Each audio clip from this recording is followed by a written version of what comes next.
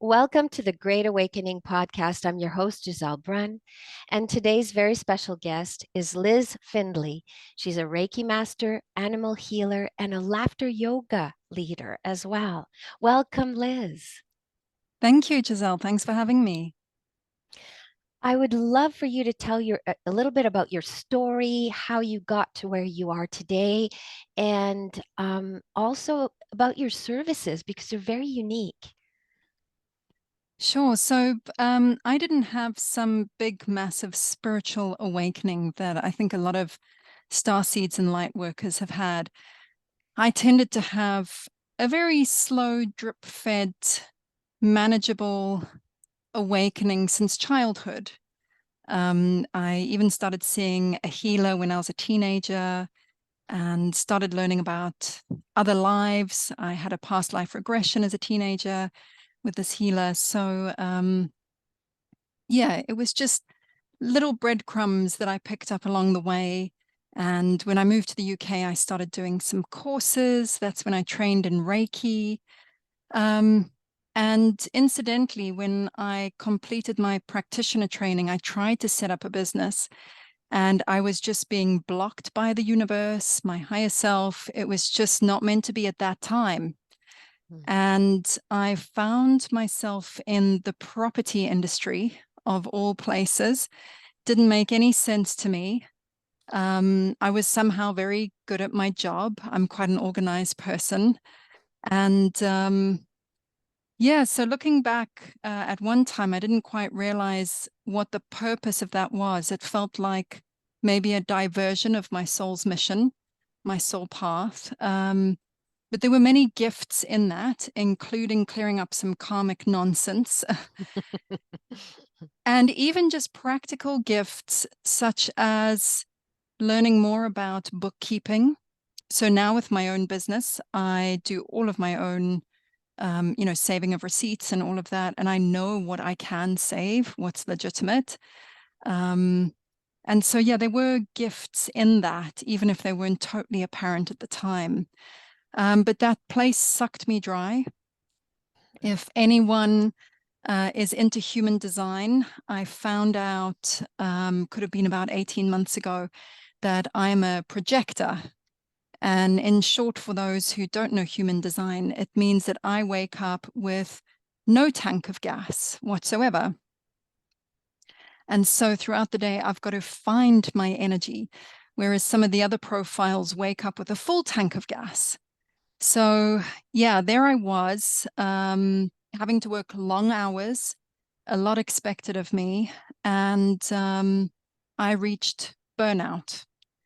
Because what I've come to learn is the gift with projectors. So although we have no energy, what we do have is the ability to see the most energy efficient way of doing a task. So we can often accomplish a lot more in a given amount of time than some of the other profiles. Unfortunately, in the workplace, this is then understood to be, okay, let's lump more on that person, more responsibility, more work. Oh, you finish your work, let's give you something else. And the whole idea with that profile is I finish my work so that I have time to rest, not time to do somebody else's work. So I ended up doing the job of like 3 people. They had me do property management, accounts, HR, even office management. So I left there and I just crashed. I was on the couch just watching mindless junk TV for a few months because I could not even get myself off the couch to go and do anything. And really, if I could go back and talk to that version of me now, I'd say just whatever you can do, get into nature. Because I think grounding and nature, electronic devices are not the answer. We've got to be grounding our energy and getting away from the blue light of these screens. So I then managed to pick myself back up and start my business and ran straight into a dark night of the soul. Perfect timing. Yeah, right. So up until then, it had been lovely, drip fed, and um, graceful teachers showing me the way, and then Yeah. bang, just yeah, a really, really tough time. But I had way showers then, and I'm really grateful to them. One of Mhm. them, Steve Nobel, he gave me his book, Personal Transitions. And that is essentially a guidebook for anyone experiencing a dark night of the soul. And yeah, that was my handbook at the time, along with many other things. And I know now that my higher self chose for me to have that. It seems to be a rite of passage. Oh, yes. And within this dark night of the soul, I experienced the most hectic psychic attack I've ever had in my life. I'd never really had much psychic attack before, or if I had it, it was mild enough that I didn't really notice, Mm-hmm. or didn't really piece it together. But this lasted 9 months. Mm-hmm. Um, I ended up losing, it was 10 kilograms. So I think if I'm right, that's about 22 pounds for Oh those my who God, work in you pounds. cannot afford to lose that kind of weight. Oh my Lord. Yeah. And what had happened is this woman had corded into my solar plexus and was pumping her fear into me. And Oh, because that's right kind of at the top of your stomach, yeah. that's why I felt so nauseous and couldn't Mm-hmm. face eating food because of the nausea. Ugh. Um, and that's why the weight just dropped off. But I had some amazing people help me piece together where it was coming from because I didn't know it was a psychic attack. Yeah. And Mm-hmm. even if I had a hint, I didn't know where it was coming from. Mm-hmm. And it was like somebody opening the curtains for me. They helped me piece together, okay, when did this start, this date? When did you have difficulty with somebody that I just spoke about? When did you meet them? And the Mm-hmm. dates coincided. Oh, wow. And it was just that realization moment of, oh my gosh, and everything started making sense. And yeah, had to do a hectic cord cutting procedure, lots of clearing, and Mm-hmm. yeah, then getting myself back up and running after that. But it's been incredible because I now teach other people about energetic protection. I just ran a webinar called Energetic Protection for Starseeds. Mm-hmm. And there's nothing like firsthand experience Mm-hmm. because you remember what worked. Mm-hmm. You know what worked, so you can tell other people, and it can be a tool or technique that they can try out. And if it's worked for me, it will likely work for somebody else. Absolutely. So, yeah, luckily, then the universe was like, right now is the time for you to have your business. And I can honestly say that I have not looked back. There were obviously times in the beginning where it was tough. Mm-hmm. I didn't have clients lining up around the block immediately. You've got to build that client base. Mm-hmm. So there were times that money was tight, but there has never been one time that I have regretted my decision. I just know 100% that you could probably call me unemployable now because I need to work for myself. I need to gauge my own hours. If I'm tired and Mm-hmm. it's an admin day, I need to be able to just go and rest. And that's important. I mean, Mm-hmm. now, especially with my schedule, what I'm finding is after I host a live event, Mm-hmm. I need adequate time afterwards. Firstly, to come down because I've got a lot of adrenaline through my body and I Mm-hmm. need to naturally come down from that. And then I have time to rest. I can't just run head on to another work day Mm-hmm. because I won't be able to serve my clients. So I need to do that self care. Mm-hmm. Absolutely. I completely identify. Oh, and how did you get involved with animals? Because that is so special, and we need more people like you to help with animal healing. Can you tell us a little bit about that?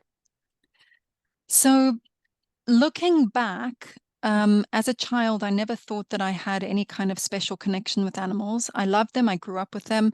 Throughout my years living with my parents at home, not all at one time, but throughout the whole time span, we ended up having 5 dogs and 2 cats. Wow. And I used to talk to them, but out loud. Right. And I thought everybody did this. It seemed completely normal. Um, as much as, my family is not particularly awakened. My mom a little bit, but she would also talk to the dogs and the cats. And I think even my dad did. My dad's 100% 3D.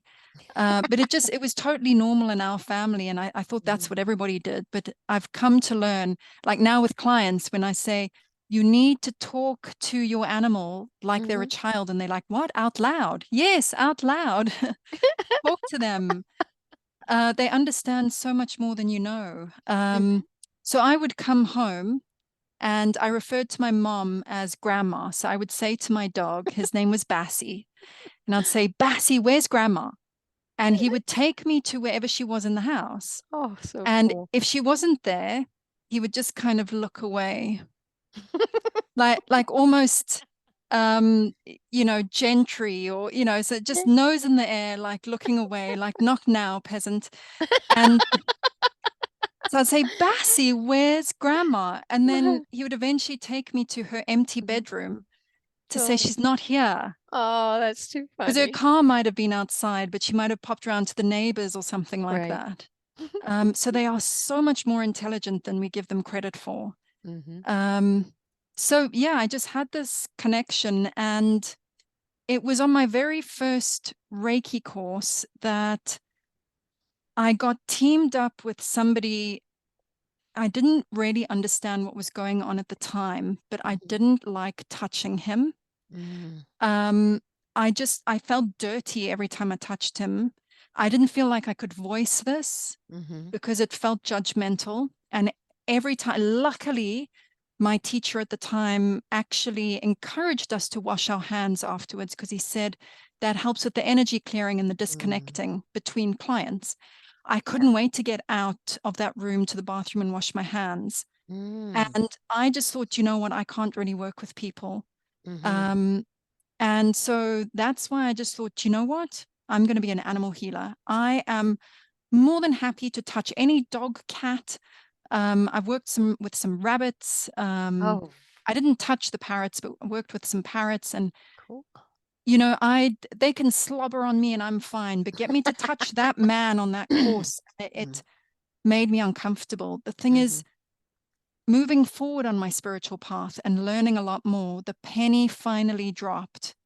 It was his energy that was dirty, so to speak, Understood. in that some of the things that he told me, I think that he was affected by entities, classic Oh, signs for through some of the sure. conversation. And I think by touching him, I was not knowing, but it was freaking my energy system out and my whole being out, because it was connecting in with those entities. And of course, not everybody has that. No. So yeah, I had this big idea that I'll only be an animal healer, and it was on my course, one of the trainings, that they explained that you can never actually separate the two, animal healing and human healing, because quite often you will get an animal coming to you and they're actually bringing their human. It's the human that needs the healing. That's And at first interesting. I thought, no, forget it. I'm not doing that. And then I slowly started, of course, being presented with cases where the humans really do need to be addressed and helped. And I had one of the most interesting clients. I helped this lady with her dog. Dog was experiencing seizures that the vets actually couldn't pinpoint. They couldn't find the cause, and the medication wasn't really working. And just through working with them, the dog and the woman, they eventually just stopped. And the key was she needed to move home. As soon as she made that decision, the seizures stopped. Interesting. And so it's through all of these experiences that have Mhm. just really helped me. And look, I love my human clients now. Took me a bit of convincing a few years ago. But yeah, I think it was getting over and understanding my experience that I had with that man that clearly had entity interference. Because his conversation was actually quite scary for somebody Mm, who didn't know anything about entities at the time. If he yeah. were to have that conversation with me now, that's, I'd put up extra shielding Yeah. and whatever, but I wouldn't have been quite as freaked out. Um, Especially when you're starting out, that is freaky. yeah, Reiki level 1. Oh God. Let's meet entities. It's not on every Reiki course, I promise you. The School of Fort Knox, right? Yeah, exactly. Oh wow. But you were definitely meant to be able to help both. And I think that's really, really awesome. And everyone's journey is so unique. I'm just glad you're sharing yours with us today. This is awesome. Oh, And it's a pleasure. other than animal, tell us a little bit about your laughter yoga leadership. I had no idea about it. I would love to hear more about that if you have a few minutes, and then we'll have to, slowly wind down. But I'd love to hear about that. Um, so I was presented with laughter yoga a few years ago, and I thought it was completely crazy, but I went with it, and I kept being presented with it, workshops and, people saying, "Hey, come to this." And the universe kept pushing for me to train in it. And I Wow. thought, you're having a laugh. Like, I can't, this is just, it's too mad. Um, and somehow then the universe brought me a teacher who actually made it accessible and less crazy and more enjoyable. And so I trained with her, and it was really lovely. I don't run currently sessions per se, but Mm-hmm. I have integrated these into our workshops and retreats. Nice. So Steve Nobel and I run these together, Mm-hmm. and we both have this idea that you can do the deep diving, the deep, heavy work, the processing, but there's got to be time for fun and play, and it Yes. balances it out, and it just helps with the shifting. And it's part of raising your vibe. You can't Mm-hmm. just wallow in the lower stuff the whole time. No. And so we always try and bring in a nice balance. And we get such amazing feedback. And even our most recent Glastonbury retreat, we had many people say, they thought it was going to be heavy, and they were sucking it up to, have like few days of deep processing, crying, whatever. Look, there are sometimes tears, Mm-hmm. Of but course. then we purposefully integrate these exercises to raise the vibe so that people leave smiling and happy Mm-hmm. rather than, oh goodness, I've just been through the washing machine. Absolutely. I know I'm jealous. I've been wanting to go for quite some time now, but I'm a little bit at another location right now. And but that's yeah, Glastonbury, Avalon, all those beautiful, you know, energies, and it's got to be a beautiful vortex, and I think it's a portal area as well, if I'm not mistaken. Yes, Hmm. it's amazing space to be doing this kind of work. Hmm. Hmm. Look, there's some crazy energies there too. You meet all sorts of people, but magical energies as well.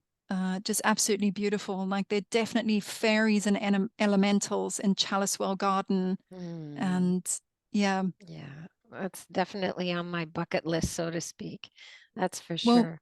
we run them generally at least once a year. So there's Hmm. definitely future opportunity for you to join us. Oh, and I will. It's just a matter of time, and that's the illusion pretty much right now.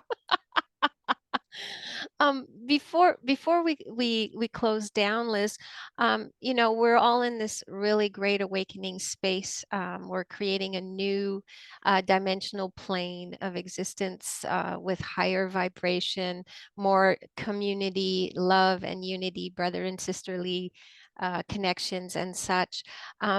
What could you offer the audience as a takeaway in that they can navigate these times that can be very, very challenging, what advice would you give them? I cannot stress enough just how important it is to ground and protect every single morning.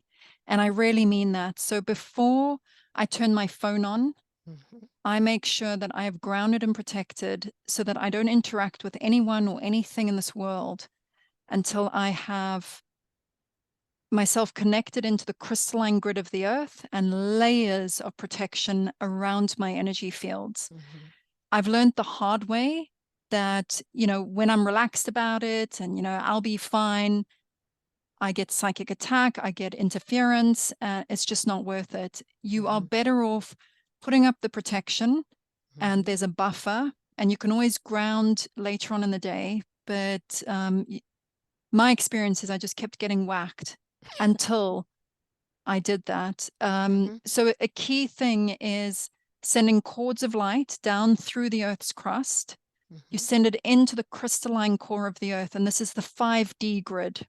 Mhm. And you drink up some of that crystalline energy all the way up into your body. Now, we do an exercise on some of our workshops where you think of a stressful event and you're very unstable. We get Mhm. somebody to push you. Mhm. You pull up this energy from the crystalline grid and you fill your body and you think of the same stressful event. And suddenly now there's not so much leeway.